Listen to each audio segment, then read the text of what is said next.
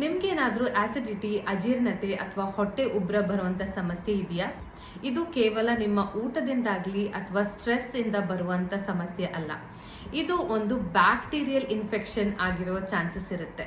ಹೌದು, ಇದನ್ನ ನಾವು ಹೆಚ್ ಪೈಲೋರಿ ಬ್ಯಾಕ್ಟೀರಿಯಾ ಅಂತ ಕರಿತೀವಿ. ನಮ್ಮ ದೇಶದಲ್ಲಿ 70% ಜನರಿಗೆ ಈ ಇನ್ಫೆಕ್ಷನ್ ಇರುವ ಸಾಧ್ಯತೆ ಇದೆ.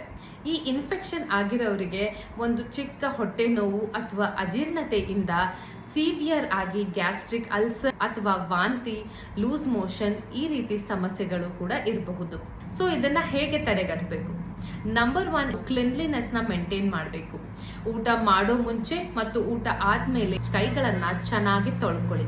ಅನ್ಹೈಜಿನಿಕ್ ಜಾಗಗಳಲ್ಲಿ ನಿಮ್ಮ ಫುಡ್ ನ ತಗೋಬೇಡಿ. ಇನ್ನೊಂದೇನಂತ ಹೇಳಿದ್ರೆ, ನೀವು ನಿಮ್ಮ ಹಣ್ಣು ತರಕಾರಿಗಳನ್ನ ಚೆನ್ನಾಗಿ ಕ್ಲೀನ್ ಆಗಿ ತೊಳೆದ್ಬಿಟ್ಟು ಬಳಸಿ. ಸ್ಪೆಷಲಿ ಯಾರು ನಾನ್ ವೆಜ್ ನ ತಿಂತಾರೋ, ಚಿಕನ್, ಮಟನ್ ಆಗಿರ್ಬೋದು, ನಿಮ್ಮ ಫಿಶ್, ಎಗ್ಸ್ ಯಾವುದೇ ಆಗಿರ್ಬೋದು, ಚೆನ್ನಾಗಿ ಕ್ಲೀನ್ ಆಗಿ ವಾಶ್ ಮಾಡಿ ಮತ್ತೆ ಅದನ್ನ ಚೆನ್ನಾಗಿ ಕುಕ್ ಮಾಡಿ ತಿನ್ಬೇಕು. ಹಾಗೆ ತುಂಬಾ ಜನಗಳ ಜೊತೆಗೆ ನಿಮ್ಮ ಪ್ಲೇಟ್ ಮತ್ತೆ ಸ್ಪೂನ್ಗಳನ್ನ ಶೇರ್ ಮಾಡಬೇಡಿ. ಯಾಕಂದ್ರೆ ಈ ಇನ್ಫೆಕ್ಷನ್ ನಿಮ್ಮ ಸಲೈವಾ ಅಂದ್ರೆ ಎಂಜಲಿನಿಂದ ಸ್ಪ್ರೆಡ್ ಆಗುತ್ತೆ. ಆಮೇಲೆ ಮೋಸ್ಟ್ ಇಂಪಾರ್ಟೆಂಟ್ ಏನಂತ ಹೇಳಿದ್ರೆ, ನಿಮ್ಮ ಕರಳಲ್ಲಿ ಇರುವ ಗುಡ್ ಬ್ಯಾಕ್ಟೀರಿಯಾನ ಸ್ಟ್ರಾಂಗ್ ಮಾಡ್ಕೊಳ್ಳಿ. ನಿಮ್ಮ ಗುಡ್ ಬ್ಯಾಕ್ಟೀರಿಯಾ ಒಂದು ಆರ್ಮಿ ತರ ಈ ಹೆಚ್ ಪೈಲೋರಿ ಬ್ಯಾಕ್ಟೀರಿಯಾ ಅಗೇನ್ಸ್ಟ್ ಫೈಟ್ ಮಾಡುತ್ತೆ. ಈ ಗುಡ್ ಬ್ಯಾಕ್ಟೀರಿಯಾನ ಹೇಗೆ ಹೆಚ್ಚಿಸ್ಕೊಳ್ಬೇಕು ಅಂತ ಕೇಳ್ತೀರಾ?